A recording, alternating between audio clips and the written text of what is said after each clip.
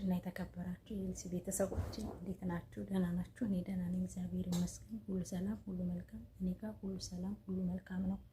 እንዴት ናችሁ? ደህና ናችሁ? እኔ ደህና ነኝ፣ እግዚአብሔር ይመስገን። ዛሬ እንግዲህ ለድምፄ ጥራት ይቅርታ አድርጎልኝ። ያው እንግዲህ ጉሮሮዬንም አሞኛል፣ ትንሽ አሞኛል። እሺ ማሮችዬ፣ ትንሽ አመም ስላደረገኝ ይቅርታ አድርጎልኝ ለቪዲዮ ጥራት ወይም ደግሞ ለድምፄ ማለት ነው። እንዴት ናችሁ? ደህና ናችሁ? እኔ ደህና ነኝ፣ እግዚአብሔር ይመስገን።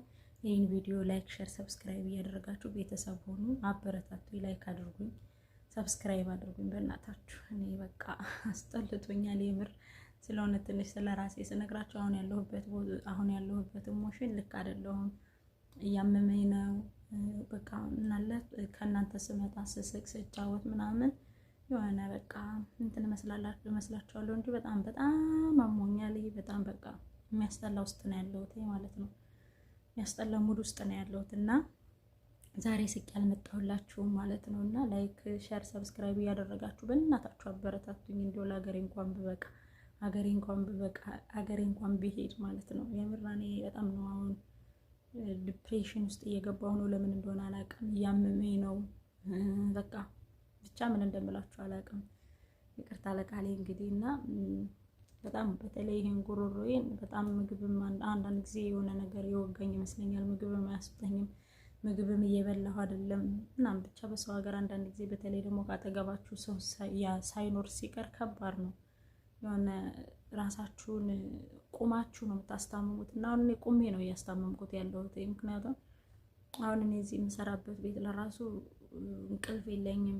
በጣም ልጅ ይዛለሁ እና ልጅቱ ከኔ ጋር 24 ሰዓት ናት። አሞኝ እንኳን አያግዙኝም እና በጣም እያስጠላኝ ነው። ወደ ቤትም ደግሞ መሄድ እፈልጋለሁ። እዛም ደግሞ ይደብረኛል እኔ ቁጭ ማለት እዛ ጋር ሄጄ እና ብቻ ትንሽ አሞኛል እና ለማንኛውም ይቅርታ ወደ ራሴ ጉዳይ ገባባችሁ። ላይክ፣ ሼር፣ ሰብስክራይብ እያደረጋችሁ ቤተሰብ ሆኖኝ ማለት ነው። ያው ዛሬ ስቄ አልመጣሁም፣ ግን በአዲስ ቪዲዮ ነው የመጣሁ ማለት ነው። እና እስራኤል እንግዲህ እንዳያችሁት ስለ እስራኤል ነው ዛሬ ማወራላችሁ። እስራኤል እንዳያችሁት እንግዲህ ብዙ እሳት ተቃጥሎ ብዙ ንብረቶች ወድመዋል፣ ብዙ ሰዎች ታመዋል፣ ብዙ ነገር ሆኗል ማለት ነው እንግዲህ እስራኤል ውስጥ ማለት ነው። እና ስለ እስራኤል ሳነሳላችሁ በጣም እስራኤል አሁን ላይ ያለችበት እንትን ከባድ ነው። እግዚአብሔር ምሕረቱን ይላክልን፣ ስለ እውነት በጣም ምሕረቱን ይላክልን። በዓለም ላይ አሁን ምንም ሰው ሰላም እየሆነ አይደለም። ዓለም ላይ ላለው ነገር ያያችሁነት የመሬት መንቀጥቀጥ፣ የእሳት መቃጠል፣ የሰው ጦርነት፣ የሰው ነፍስ እንደ ዶሮ ሆኗል እንደምታዩት። እና እስራኤልም እንግዲህ እግዚአብሔር ምሕረቱን ይላክላት፣ እግዚአብሔር በቃ ይበላት። እግዚአብሔር ይመስገን። በእርግጥ ሙሉ በሙሉ ተቋቁመው ይዘውታል። ብዙ ገንዘብ፣ ብዙ ንብረት፣ ብዙ የሰው ሕይወትም አልፏል። ብዙም ነገሮችም ተከስተዋል ማለት ነው እንግዲህ በእስራኤል ላይ እና እንግዲህ እግዚአብሔር ይመስገን ቤተክርስቲያናችን ሰላም ትሆናለች ብለን ተስፋ እናደርጋለን። ኢየሩሳሌም ሰላም እንደምትሆን ተስፋ እናደርጋለን። ብዙም የሚወጣ መረጃ ስለሌለ ማለት ነው። ብዙም የሚወጣ መረጃ አላየሁም እኔ እስካሁን ማለት ነው። ምክንያቱም እኔ አሁን እስራኤል ስትቃጠል ቀጥታ የመጣችልኝ ኢየሩሳሌም ናት። ምክንያቱም ኢየሩሳሌም ደግሞ በተለይ ለኢትዮጵያውያን ንብረት ናት ማለት ይቻላል። ገንዘብ ናት፣ ሕይወት ናት፣ የጌታችን የመድኃኒታችን ሀገር ናት። እንግዲህ ጌታችን ኢየሱስ ክርስቶስ ስንት ነገር ያሳለፈባት ሀገር ናት። እግዚአብሔር አይረሳትም። በእርግጥ እስራኤልን የሚጠብቅ አይተኛም አያንቀላፋምም። እና እስራኤል በዚህ ሁኔታ እንግዲህ እሳቱን ተቆጣጥረው ይዘውታል ማለት ነው። ለዚህ ደግሞ ክብር ምስጋና ለሁሉ እግዚአብሔርን ይውሰድ። እስራኤልን የሚጠብቅ አምላክ አይተኛም። ከግብጽ ያወጣቸው ልዑል እግዚአብሔር አይተኛምም አያንቀላፋምም። እኔ ሆነን ለመናገር ኢየሩሳሌም በጣም ነው የምትናፍቀኝ። አላውቃትም ግን በጣም ትናፍቀኛለች። መሄድ ፈልጋለሁ ቢሳካ ብዬ አስባለሁ፣ ግን አይሳካም። አላውቅም፣ እሱ እግዚአብሔር ነው የሚያውቀው። ማን ያውቃል? እዚህም ያደረሰኝ እግዚአብሔር ነው። አሁን ላለሁበትም ነገር መርኩዜ እግዚአብሔር ነው አይደል? ነገም እስራኤልን እንደሚያሳየኝ በምን አምናለሁ፣ በምን እንትን እላለሁ፣ በምን ታበያለሁ ማለት እግዚአብሔር ይችላል። ስለሚችል እኔ እስራኤልን ባያት በጣም ነው ደስ የሚለኝ። እስራኤል ስላችሁ ደግሞ ሌሎቻችሁ እንዳይከፋችሁ፣ ያው እናንተ በተለይ ሙስሊሞች እናንተ መካን እንደምትወዱ መዲናን እንደምትወዷት እንደምትሰፈሰፉላት እንደዛ አድርጋችሁ ስሜቴን ተረዱት። እሺ እንደዛ ስሜቴን ተረዱት። እናንተ እዚህ ስትመጡ ማለት መካ ስትመጡ ወይም ደግሞ ሀጅ ልታረጉ ስትመጡ ምን ያህል ነው ውስጣችሁ ሀሴት የሚያደርገው አይደል? ልክ እንደዛ እኔንም እንደዛ አደርጋችሁ ተረዱኝ። ያኔ ለክፋት ምናምን እንዳይመስላችሁ ባለው ነገር ለማለት ያክል ነው፣ ቅር እንዳይላችሁ ለማለት ያክል ነውና እስራኤልን በጣም ነው የምወዳት። ለምን ደግሞ ኢየሩሳሌም ስላለ እዛ እምነታችን ቤተክርስቲያናችን እዛ ስላለ እዛ ብዙ ነገር ስለተፈጠረ ማለት ነው። ለዛ ነው ቤተሰቦችዬ። እና እንግዲህ ሙሉ በሙሉ በሚባል ሁኔታ እስራኤልን ሰዓቱን ተቆጣጥረውታል ማለት ነው። ያው እንግዲህ የጠፋው ጠፍቶ የለማው ለምቷል ማለት ነው። ያ ደግሞ ያን የነሱ ያላለው ንብረት ነው። ቢጠፋም ይሶኬ በቃ ምናልባት በትዕግስት በፍቅር ያልሰሩት ወይም ደግሞ እግዚአብሔርን ሳያስገቡ ያልሰሩት ስራ ሊሆን ይችላል። ኖርማል ነው ለማለት ያክል ነው። እና ባለባችን ላይ ብዙ ጦርነት፣ ብዙ መከራ፣ ብዙ ችግር እየደረሰ ነው እንደምታዩት። እና ለዚህም ደግሞ ኢትዮጵያ ሀገራችን ሰላም ያድርግልን። እንደው እግዚአብሔር በቃችሁ ይበለን። ግን እንደኔ እየተሰማችሁ ነው ወገኖቼ? ግን እንደኔ እየተሰማችሁ ነው? እንደው እግዚአብሔርን እኔ አሁን በሚመጣው በሚሆነው ነገር ሁሉ አስባለሁ፣ ይደክመኛል። ማለት በቃ እስከ መቼ ነው እንደዚህ የምንሆነው? እኛም እየተመለስን አይደለም በነገራችን ላይ ወደ እምነታችን፣ እግዚአብሔርም እየራቀን ነው። እና በቃ እስከ መቼ ነው አገር ውስጥ ዓለም እኮ ነው፣ ዓለም ነው እየተናወጠ ያለው። አልገባንም እንጂ ምንም አልገባንም እንጂ ዓለም እየተናወጠ ነው። በጣም እየተናወጠች ነው ዓለም ማለት ነው በአሁኑ ሰዓት ላይ። እና በጣም ከባድ ነው ልላችሁ ፈልጌ ነው። እንግዲህ እግዚአብሔር አምላክ ከዚህ ከሚመጣብንን ከአውሬው መንፈስ ይሰውረን። እግዚአብሔር አምላክ ይቅርታ ልብ ይስጠን። እኛ እርስ በርሳችን የምንዋደድ ያድርገን። ሀገራችንን ሰላም ያድርግልን። ከዚህ ሶሻል ሚዲያ ከመጣ ጀምሮ ሰላም እያጣነ ነው እና እግዚአብሔር አምላክ ሰላማችን ይመልስልን እንላለሁ ማለት ነው። ሌላው ስለ አርቲስት ንግስትና ስለ አርቲስት አቤል ነው። አቤል መሰለኝ፣ ያው አቤል ተወዛዋዡ ነው። ስለ እነሱ ነው ላወራችሁ የመጣሁት። እንግዲህ እነሱ በተለይ ንግስት አይደል ንግስት የምትባለው እሷ በተለይ ያልታወቀባት በቃ እንዴት ነው ያልታወቀባት ግን ከአምላኳ ጋር ቅርብ የሆነች ሴት ናት። በነገራችን ላይ አንዳንድ ጊዜ እኛ ሰዎች ዝም ብለን ወተን እንደዚህ ነው እምነቴ፣ እንደዚህ ነው እግዚአብሔር፣ ሁልጊዜ በቃ ስለ አምላካችን ስለ እግዚአብሔር የምናወራ ሰዎች ውዳሴ ከንቱ ነው የሚሆንብን። ማለት በተለይ እንደኔ ከሆናችሁ ውዳሴ ከንቱ ነው የሚሆንባችሁ። እኛውን እግዚአብሔር እንደዚህ ብሎ እግዚአብሔር መመስከር መልካም ነው። በእውነት ለመናገር መመስከር የተደረገልንን የሆነልንን መመስከር መልካም ነው። የምናውቀውን ማሳወቅም መልካም ነው። ግን ደግሞ የእውነተኛ ቀርበናል ወይ ነው ዋናው ነገር እዚህ ጋር። የእውነተኛ እግዚአብሔር በሚለው መንገድ ቀርበናል ወይ ነው እምለው እኔ ማለት ነው። እና አሁን ይቺ ልጅ በጣም ከእግዚአብሔር ጋር ቅርብ ናት። በነገራችን ላይ ይሄ ባለቤቷ ተወዛዋዡ የመጀመሪያው አይደለም። ከዚህ በፊት ሌላ ጓደኛ ነበራት እና ያን ቀርቶ ነው እዚህ ጋር እንትን የጀመረችው። እና ከተጋቡ ራሱ አያንስም፣ በጣም ብዙ ጊዜ ሆናቸው ከተጋቡ እና ልጅ አይወልዱ። ልጅ ስለሌላቸው ብዙ ጓደኞቻቸው እንደዚህ ብለው እንደዚህ ሆነው እንደዚህ አድርገው እንደዚህ ፈጥረው እንደዚህ አትወልድም እንደዚህ አትልም፣ በቃ በጣም ነው ትችት የሚደርስባት የነበረና በጣም ብዙ ጓደኞች አለ ራሱ እቺ በቅሎች በቃ ብዙ ነገር ነው የሚሏት የነበረ። ግን እግዚአብሔር ታላቅ ነው።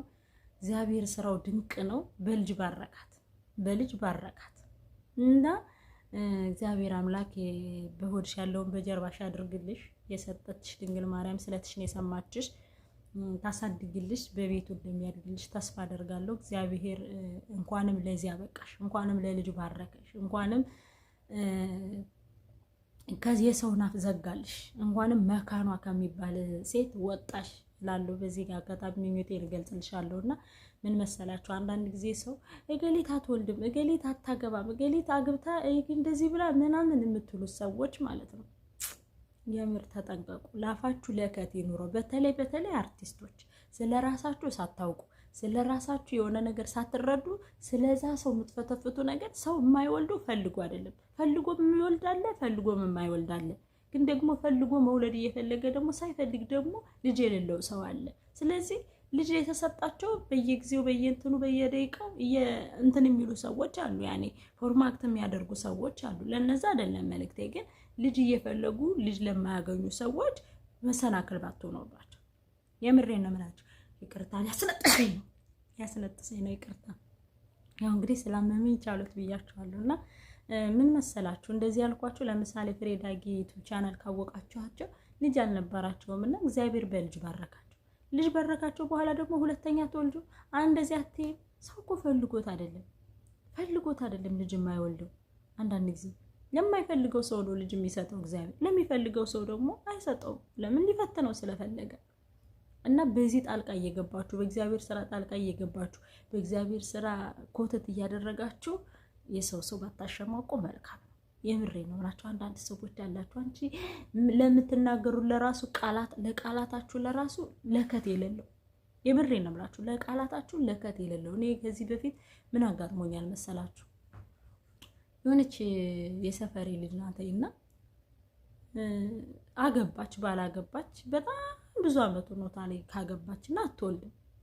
እና ያገኘው ሰው መካን እንደሆነች እያወቀ ልጅ እንደማትወልድ እያወቀ በጣም በሞራሏ ላይ ይረማመዳሉ።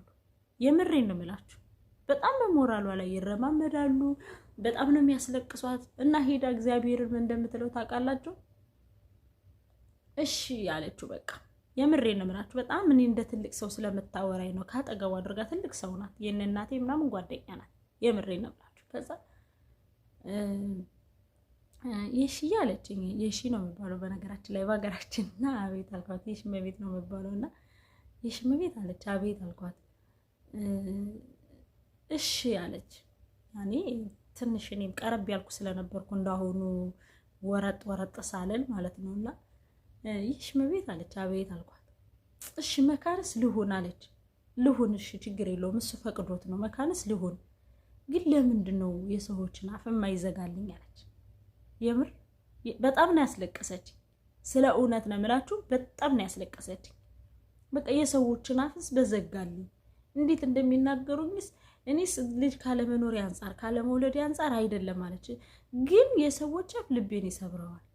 በጣም እያለቀሰች ነበር እንደዛ ያለችውና ቅዱስ ሚካኤል ቤተክርስቲያን እየተሰራ ነበርና ከዛ ሰው ጋር ተጣልታ እያለቀሰች ነበርና አልፌ ሄድኩኝና እማዬ ነው የምንላትና እማዬ ደግሞ በጣም ደግ ናት። የሚገርማቸው እማዬ አልኳት ነይ እንሂድ እስኪ ቅዱስ ሚካኤል ቢያንስ የበረከት ስራ ሰርተን እንምጣ ምናምን አልኳት ማለት ነው። ከዛ እሺ ብለን ተያዝንና ሄድን። እንግዲህ ትልቄ ናት ብያቸው የእናቴ ጓደኛ ናት ብያቸዋለሁ። ግን እኔ እንጃ እግዚአብሔር ለምን እንደሆነ አላውቅም። አንዳንድ ጊዜ የሆነ ምክንያት ያደርጋቸዋል። እኔ እግዚአብሔርን የማመሰግነው ነገር ለምንድን ነው? ለሆነ ነገር ምክንያት ያደርገኛል። ለመጥፎ ሳይሆን ለጥሩ ነገር ምክንያት ያደርገኛል።